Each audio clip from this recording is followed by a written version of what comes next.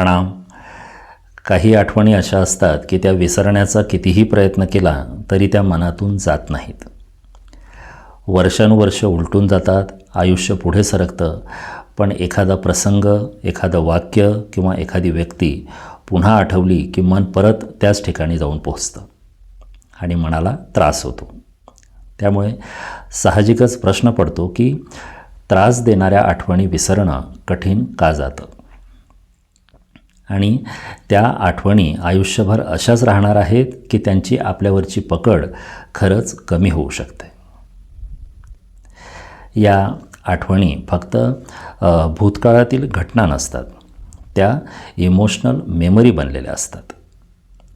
म्हणजे त्या घटनेबरोबर त्यावेळच्या भावना, त्यावेळची वेदना आणि अनुभवही मनात साठलेले असतात. अपमान, नकार, विश्वासघात, एखादी मोठी चूक, एखादं नातं तुटणं किंवा एखादी जवळची व्यक्ती कायमची दूर जाणं, असे अनुभव मनावर खोल ठसा उमटवतात.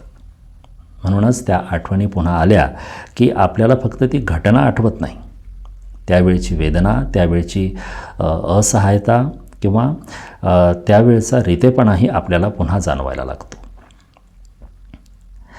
यामागचं कारण आपल्या मनाची आणि मेंदूची कार्यपद्धती आहे. आपल्या सर्व्हायवलसाठी मेंदूचं एक महत्त्वाचं काम म्हणजे आपल्याला सुरक्षित ठेवणं. त्यामुळे ज्या अनुभवांमध्ये तीव्र भावनिक वेदना असते ते अनुभव आपला मेंदू अधिक ठळकपणे जपून ठेवतो. त्याच्या दृष्टीने ही एक प्रकारची खबरदारी असते, जेणेकरून तसाच अनुभव पुन्हा आला तर आपण आधीच सावध राहू शकू. आठवण टिकून राहण्यामागचं हे एकच कारण नाही, आणखी एक महत्त्वाची गोष्ट घडते. एखादी घटना एकदाच घडते, पण मन ती पुन्हा पुन्हा जगत राहतं. मानसशास्त्रात याला रुमिनेशन म्हणतात. म्हणजे त्याच विचारांमध्ये आणि त्याच घटनेमध्ये पुन्हा पुन्हा अडकून राहणं. म्हणजे मी त्यावेळी असं का बोललो, त्यावेळी मी वेगळा निर्णय घेतला असता तर, त्यांनी माझ्याशी असं का केलं, असे विचार वारंवार मनात येतात आणि प्रत्येक वेळी ती आठवण पुन्हा जागी होते आणि तिची पकड अजून मजबूत होत जाते.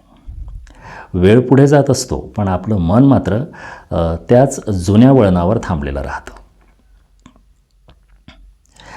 यातूनच हळूहळू एक वेगळी अडचण निर्माण होते. ती घटना आपल्या स्वतःबद्दलच्या समजुतीचा भाग बनते.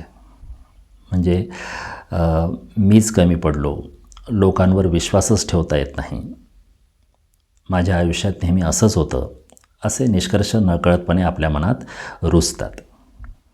तेव्हा आठवण फक्त भूतकाळात राहत नाही, ती वर्तमानाकडे पाहण्याची आपली दृष्टीही बदलू लागते.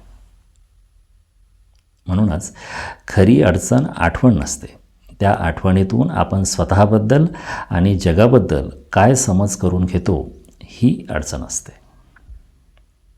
म्हणूनच जुनी आठवण फक्त विसरण्याचा प्रयत्न फारसा उपयोगी पडत नाही. उलट आपण एखादी आठवण मनातून काढून टाकण्याचा जितका प्रयत्न करतो तितकी ती पुन्हा समोर येते. कारण मनाला हे आठवू नको असं सांगण्यासाठीही आधी ती आठवण मनात आणावी लागते आणि त्यामुळे तिचं अस्तित्व अधिक ठळक होत जातं.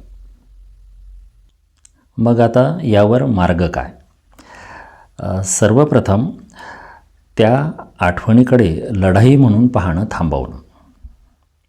ती आठवण अजूनही जिवंत आहे याचा अर्थ आपण कमकुवत आहोत असं होत नाही. त्या अनुभवाने आपल्या मनावर जो परिणाम केला किंवा त्या अनुभवाने आपल्या मनावर जे उमटलं ते अजून आपण पूर्णपणे समजून घेतलेलं नाही, एवढाच त्याचा अर्थ असतो. आणि इथूनच खरं हीलिंग सुरू होतं. त्यानंतर त्या घटनेपेक्षा तिच्याशी जोडलेल्या भावनेकडे पाहणं महत्त्वाचं ठरतं. म्हणजे नेमकं त्यावेळी काय दुखावलं गेलं होतं.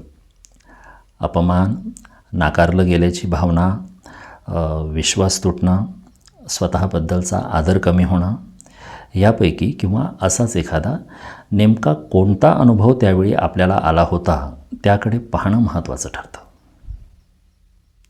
कारण जेव्हा वेदनेचं खरं कारण स्पष्ट दिसायला लागतं तेव्हा आठवणीची पकडही हळूहळू सैल व्हायला लागते.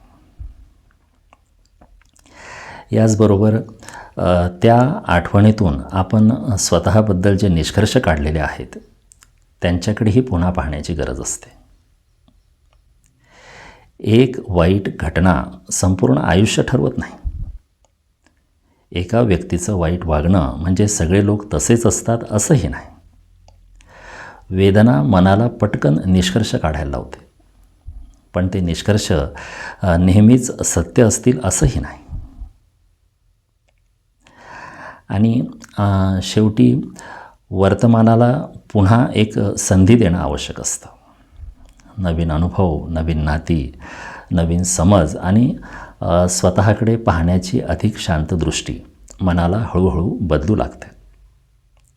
तेव्हा आठवण तशीच राहते, पण तिचं स्थान बदलतं. ती आपल्या संपूर्ण आयुष्यावर राज्य करणारी गोष्ट राहत नाही. ती फक्त आयुष्याचा एक अनुभव बनून राहते. काही आठवणी आपल्या आयुष्यातून कधीच जाणार नाहीत आणि त्यांची जाण्याची गरजही नसते. कारण प्रश्न आठवणी राहण्याचा नसतो, प्रश्न त्यांच्या आपल्या मनावरच्या पकडीचा असतो. ज्या दिवशी तीच आठवण मनात येते आणि तरीही मन पूर्वीसारखं अस्वस्थ होत नाही, त्या दिवशी खरा बदल सुरू झालेला असतो. म्हणजे भूतकाळ तिथेच असतो, पण तो आपल्या आजच्या जगण्यावर पूर्वीसारखा प्रभाव टाकत नाही. आणि तेवढंच पुरेसं असतं. प्रणाम. धन्यवाद.